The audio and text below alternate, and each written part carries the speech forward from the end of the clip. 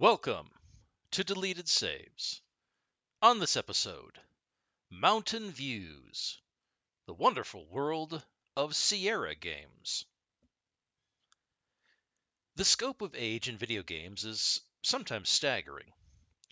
The first official recognized game was Tennis for Two in 1958, created by physicist William Higginbotham. Then came Space War, with the exclamation point part of the title, in 1962. Computer Space landed in 1971, but the most well-known early game was, of course, Pong, released in 1972. And for many years, gaming evolved in its own ecosystems, but largely were home console, arcade, and personal home computer. Yes, it can seem, with the scope of recency bias, that games that are only the domain of Sony, Microsoft, or Nintendo, with a smattering of indie creators, essentially selling and developing their work for use on one of those three dominating force platforms, but that's just not the truth of it.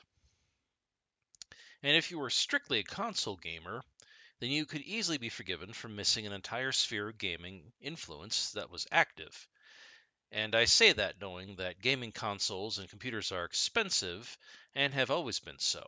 And most players, especially since it was hardworking parents buying the equipment, had to pick one or the other, and that was that.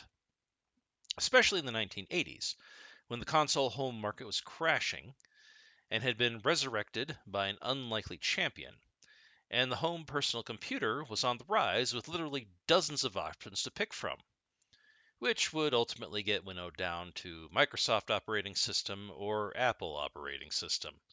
Such is the nature of corporate junctions and hostile takeovers. But who were the heroes of the 1980s home computer boom in gaming?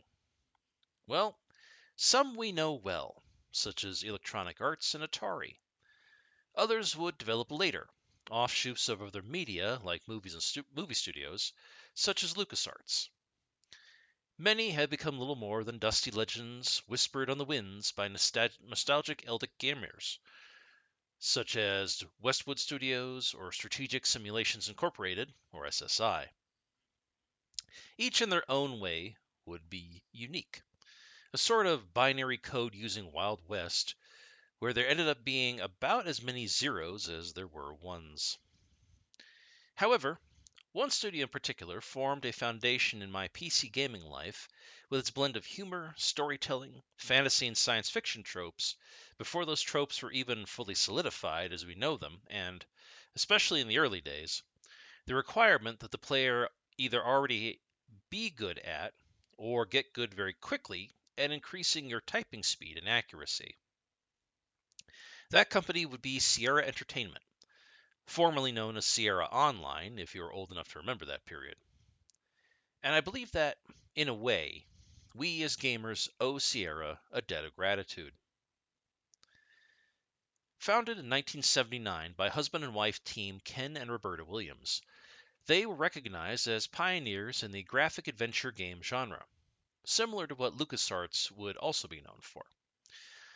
It began with Ken, a programmer at IBM, encouraging his wife into playing a game called Colossal Cave Adventure with him, and she became enthralled with it.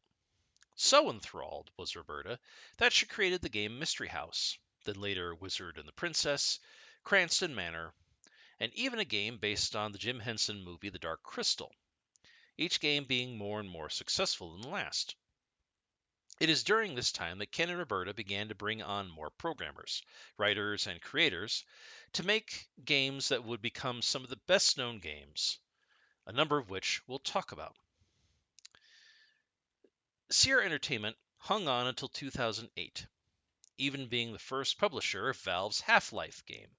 See, even Gabe Newell needed help from Once Upon a Time.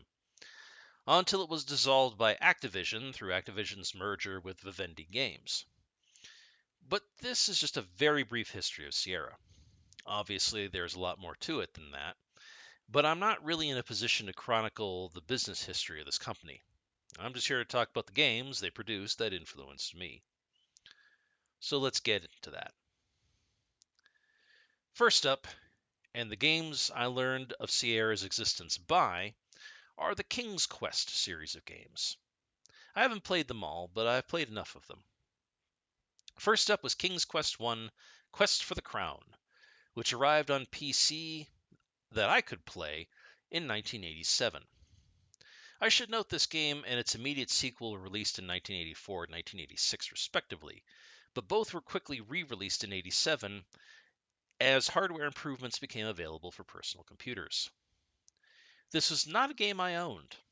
My childhood best friend had it, or more correctly, his dad owned it, who had all of a sudden gotten into PC gaming. Well, I'm not sure that's the real reason. I think the real reason was stuff we found on that same computer my friend found after poking around the files and folders he wasn't supposed to, in early adult chat rooms talking about their sex lives. The computer games were just a sideline on this miracle machine that brought new ways to get their freak on into the house. But anyway, computer games. King's Quest focused on Sir Graham, a young knight out to rescue his ailing king from a witch that the king mistook for a possible bride. He was on a quest through the kingdom of Daventry to break the curse upon the king. Sir Graham climbs beanstalks, tricks leprechauns, fights dragons with his wits, and runs the gamut of traditional paperback fantasy escalation until the king dies. And since he has no heir, passes the crown to Graham. This game was the brainchild of Roberta Williams and 6 other programmers who completed the game in 18 months. This was one of the first 3D animated adventure games as well, with lush for the time 16-bit color graphics painting the game world with sprites so chunky fitness instructors were salivating at the prospect of taking them on as clients. Soon after was King's Quest II Romancing the Throne, where the now King Graham is searching for a wife. Another game I played as a backseat gamer to my friend. It used much of the same setup as the first game, with perhaps an expanded set of AI interpretations of what the player may be looking to type in as commands. Commands such as look at object or point at creature would get the game to proceed, but nonsensical commands such as dig or fart would either get a basic message stating the game did not comprehend the command, or some kind of sarcastic screed by the writer about the futility of the action requested. This time, King Graham must try to rescue his future lady from her prison by visiting Neptune, Little Red Riding Hood, and even Count Dracula. And it was here that I learned that there was no way I could have completed this game, nor could my friend, as the typing speed needed for us to type the phrase "Kill Dracula," as Graham stood poised over the monster's coffin with a stake and hammer in hand, was beyond the skill set and finger speed available to a 10-year-old. In fact, when we got to this point, we had to ask my friend's dad to get past this puzzle, as he could type fast enough to satisfy the game. This sequel was another Roberta Williams game, and she was quickly becoming the breadwinner of the Sierra Online world with these titles, both in creativity and speed with which her small team could produce these titles. The big thing is none of these games were keyboard and mouse. They were all keyboard, using the WASD keys to move, and all interactions were to be typed in. It was somewhere around here that I fell off the King's Quest series, at least by going to play them at my friend's computer.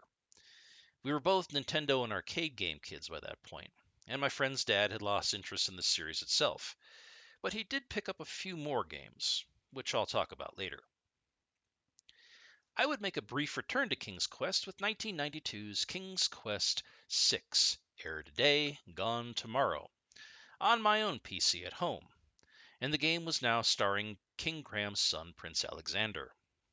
This game was a departure from the previous games, as it now had a 2D sprite background with 3D foreground animation.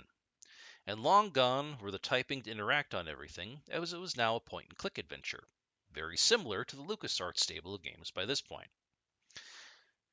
The title's plot takes place entirely in the land of Green Isles, a land composed of several fictional realms themed on things like Arabian Nights and Beauty and the Beast, that Alexander must gather useless trash and use it to solve puzzles throughout the lands until he can leave and return to the woman he fell in love with.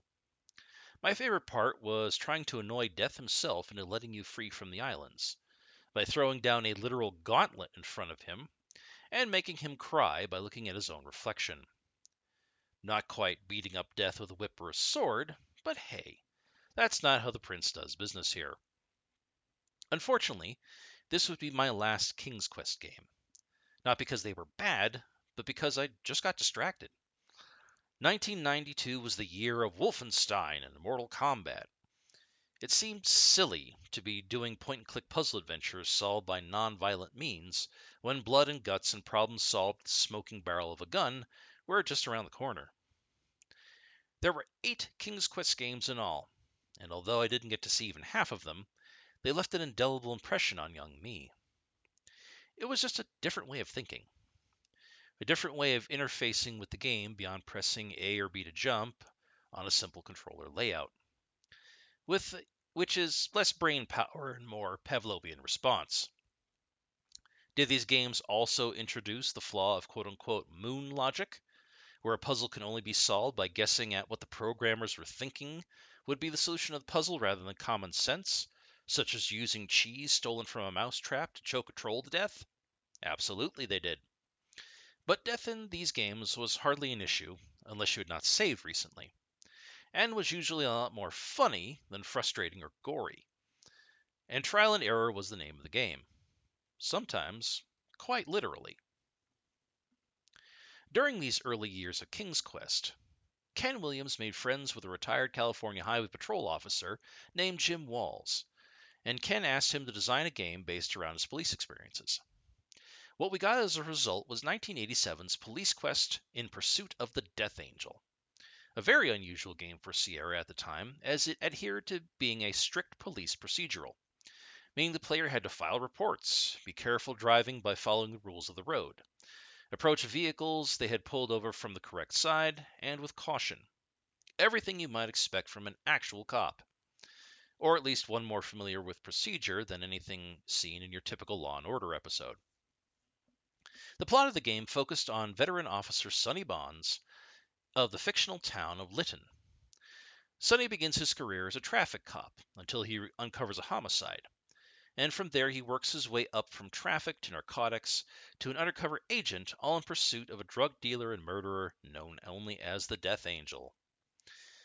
Among dealing with bikers, drunks, and other dangers of the civilized world, Sonny must enlist an old high school friend who would become a prostitute in order to hunt down the Death Angel.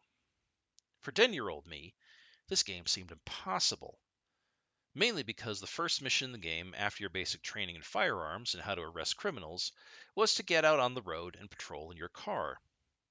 Sonny's patrol car must have been made of soggy biscuits and gasoline, because if you bumped into anything at all, the car exploded in spectacular 16-bit fireworks and Sonny died instantly.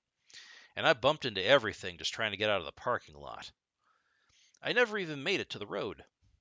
So my career as a digital police officer was very, very short, and I quickly left Police Quest behind. Given the nature of the game, it was probably too mature a title for me at the time I was playing. But it looked cool, and I tried my best. But I was never going to catch the Death Angel with my non-existent driving skills and combustible car. Despite my exit from the series, Police Quest did get 5 sequels, several spin-offs, and in 2013, Jim Walls tried to bring Police Quest back once Sierra had closed as a studio with a Kickstarter project named Precinct, a spiritual successor to the series. This sadly did not go anywhere, but Police Quest had a good run for the time it was relevant. The next up in the Sierra lineup that I would spend time with were the Space Quest series of games.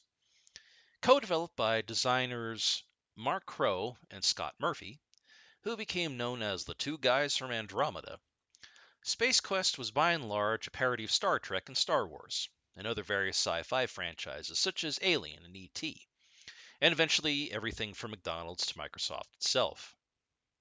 Every game starred the same hero, a hapless twit of a janitor named Roger Wilco, who would usually save the universe by complete accident, only to be pushed aside and ignored, and be back to square one by the very next game. This was another series I played at my childhood friend's house, but this one I had a better handle on, as I recognized a lot more of the sci-fi genre fiction tropes, as my parents were sci-fi fans and I saw a lot of those genre-defining moments at home on VHS. Yes, I'm that old. My first game with them would be 1986's Space Quest I: The Saurian Encounter. It is here that we meet our protagonist Roger and his clueless take on life, who awakens from a nap in a closet to find his ship, the Arcada, is overrun by a warlike species known as the Saurians. Roger and his trusty mop bungle their way onto an escape pod while the ship explodes. Roger then lands on a mostly barren planet and defeating things sent by the Saurians to kill him, where he makes his way to the only known town on the planet to seek a new ship. There he literally has to gamble at a cantina, a la Star Wars Episode 4. Like, you literally cannot progress until the game's RNG works with you to give you the winnings you need to progress. There, Roger boards a Saurian ship and programs the ship's core to self-destruct, and he is awarded the universally acclaimed Golden Mop for destroying the Saurian race. That's literally the whole plot. We spent literal weeks on a game that can be completed in 5 to 6 hours if you know what you're doing. We did not. Space Quest I worked much like the first King's Quest games, where you had to interface with everything through rapid keyboard typing and the WASD keys.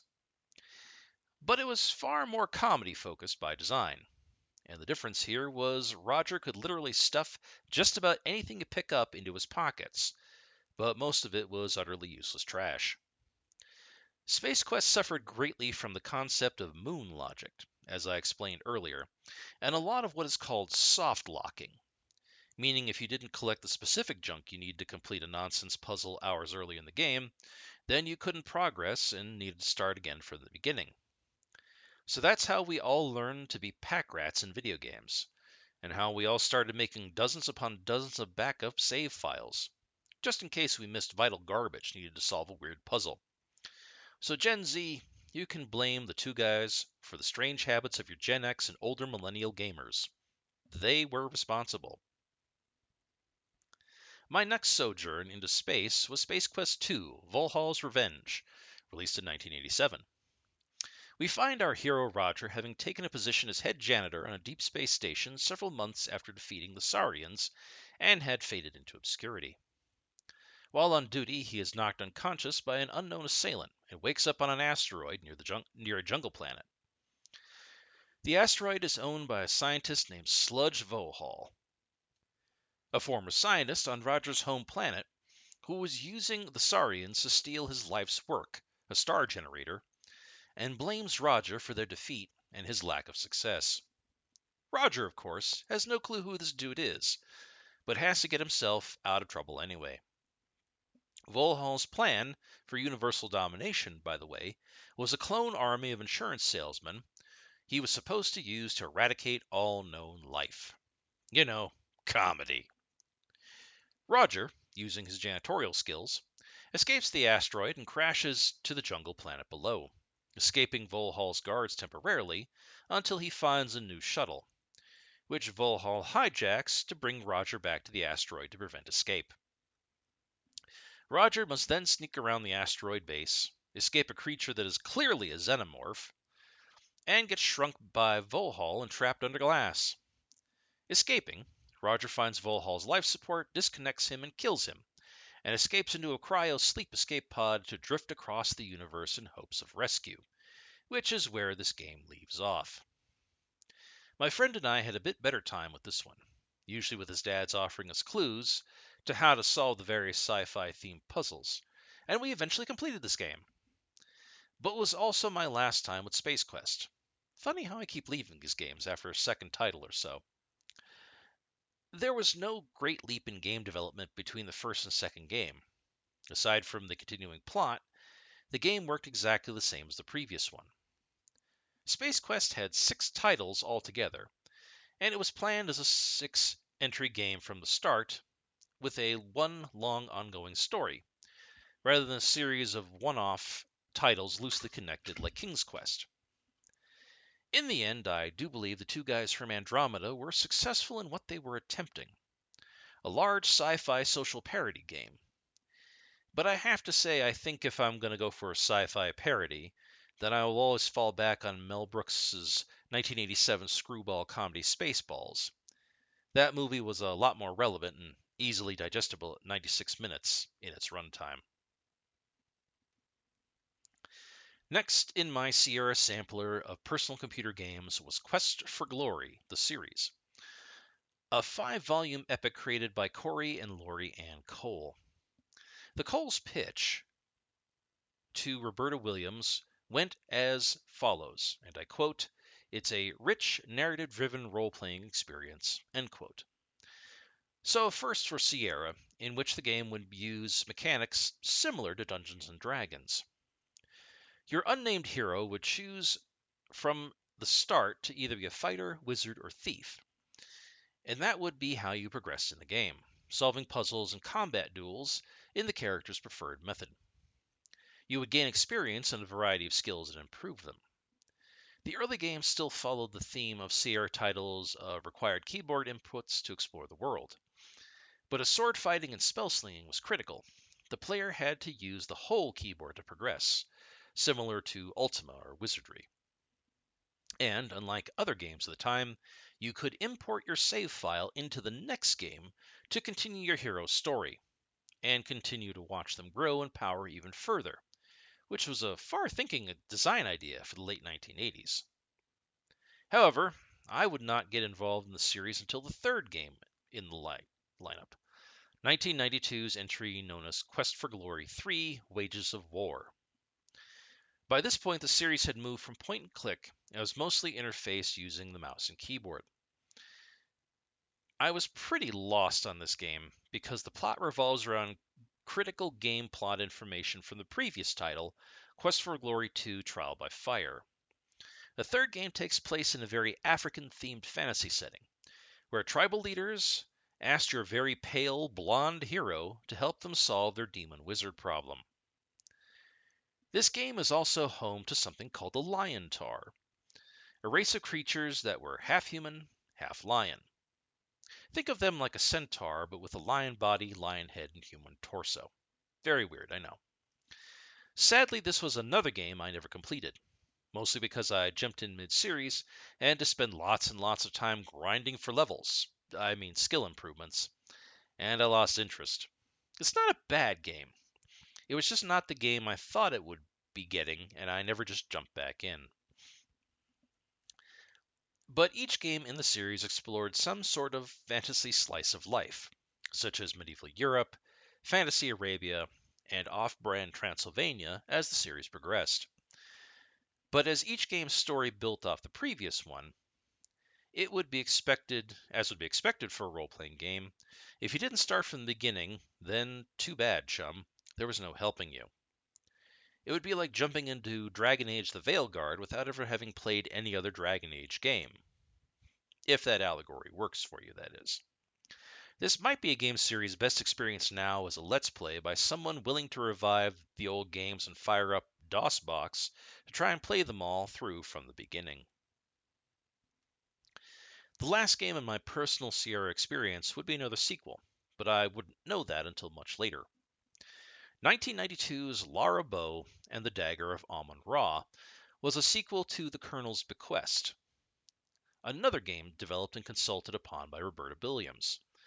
This time, a series less about fantasy and more about classic mystery, the kind you would expect from author Agatha Christie. The game requires some level of note-taking and detective work on the player's part, which makes it different from a number of other point-and-click adventures at the time, but still using the Sierra formula of items and environment interaction. In this game, you play as Lara Bow, graduate of Tulane University with a degree in journalism.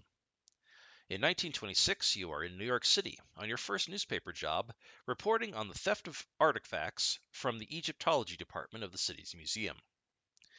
Lara sneaks into a party meant to showcase the eponymous dagger of Amon-Ra, only for a murder to sour the festivities and the guests getting themselves locked in the museum for the night.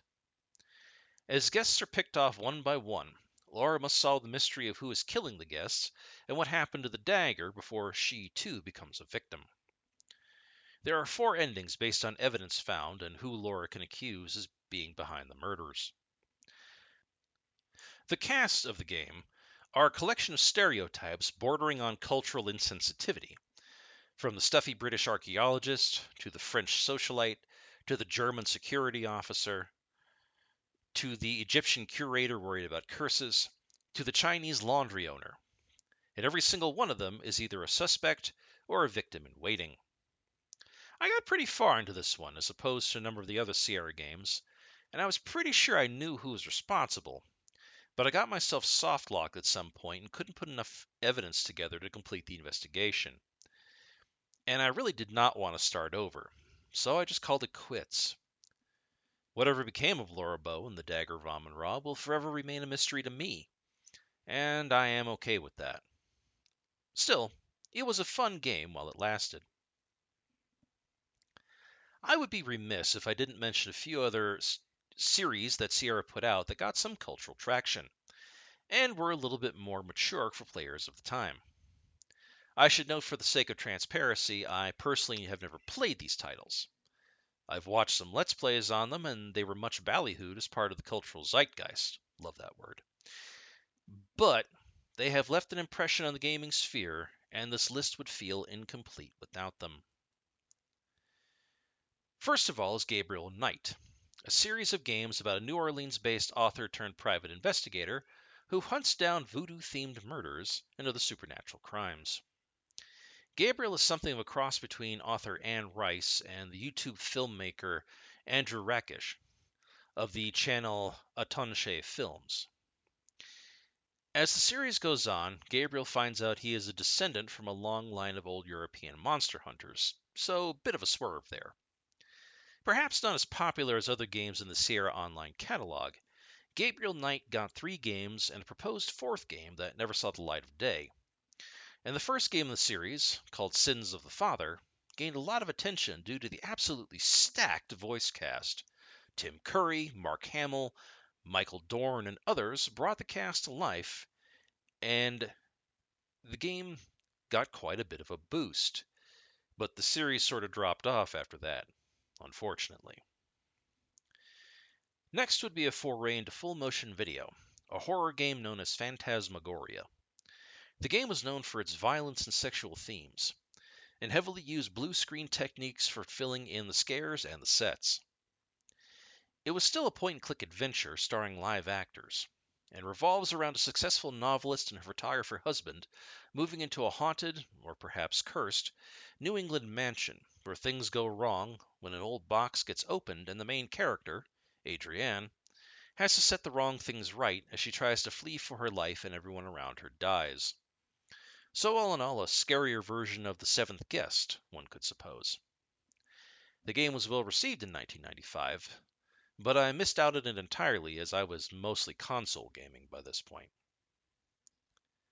Lastly, and perhaps most infamously, was a game series that started in 1987, and one that was at my friend's house, and which we were most certainly not allowed to play, which was named Leisure Suit Larry.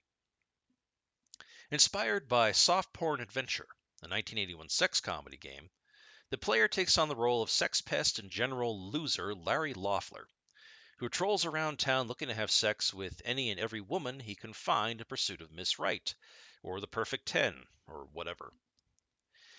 The game was full of double entendres and 8-bit boobs that looked more like Christmas cookies than an actual human female breast, and was intended to be a comedy in the vein of the raunchy sex comedies of the 1980s, something like the movie Porky's, all of which I was too young to watch, but seemed to breed like rats in the dark recesses of my own home VHS collection, and absolutely in the collection of my friend's dad back then. I always wondered about that time in the 1980s, a time when upset wives stamped their feet but did nothing over the proliferation of Playboy and Penthouse magazines in their homes, with their husbands claiming they were purchased just for the articles. Almost like second-wave feminism didn't just occur a decade earlier and the freewheeling 1970s broke cultural records in music and cinema. Man, being a kid back then was confusing. perverts and Reaganomics and all the greed is good mantra flooding the adult airwaves, and all I was just trying to do was do my homework and watch episodes of Transformers. Anyway, the Leisure Suit Larry series would last until 2020 at time of this recording, living far beyond its time with Sierra Online, and well into the PlayStation 4 and Xbox One years, and would strangely get tamer as time went on. Times and attitude changes, I guess. And, well, y'all know about Half-Life. I don't. I never played it outside of watching some Let's Plays and sketch comedy based on the game, and I have absolutely zero desire to play it now. But I'm sure all of you listening to this know about it, so I'll let you fill in the blanks. I use Gabe Newell for his services, the same way he uses my money to enrich himself. I don't worship the man or his company. That would be preposterous. From 1979 to 2008, Sierra Entertainment had a colorful existence, with Ken and Roberta Williams' goodwill and early successful projects, as well as their personal charisma, inviting in and bringing on a stable of creative folks to birth some truly landmark titles in the 3D action adventure and point-and-click world. I've listened to several interviews with Roberta Williams, and she honestly sounds like a lovely woman, proud of her and her husband's work, but humble about it. If you ever get a chance to hear her talk, I would recommend it. Now, I'm not saying Sierra Entertainment would still be around today, video game markets being what they are, but had Vivendi and Activision not made a mess of things, even despite trying to rebrand Sierra as late as 2014, they might have lasted well into the 2010s with a stable of quality products that had their name on it. Thankfully, with the hard work put in by the team at GOG, many of these classic Sierra titles can still be played today on modern operating systems, rather than being stuck on machines that could only run old-school DOS or Windows 95. Most of them are probably a lot shorter than they seemed when I was a kid. And if you can get them for a reasonable sale price, do so. As I have said previously, I believe we as gamers owe the Williams a huge debt of gratitude.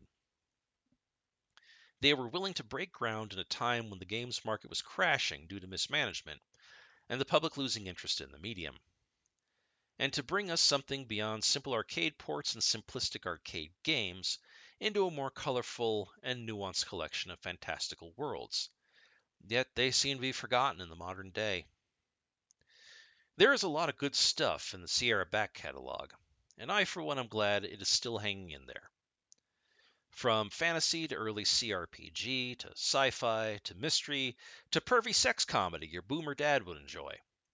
There's really something here for everyone and every taste. Well, all except for that Half-Life thing. But I guess they can't all be winners. Thank you for listening. Deleted Saves would like to thank Brad, Keith Gasper, Orton Wells, Mass Lama, and Martin Kubel for being patrons of the show. If you would like to become a patron of the show, please go to patreon.com and check out the Deleted Saves podcast. All donations go directly towards maintaining the show itself. Thank you.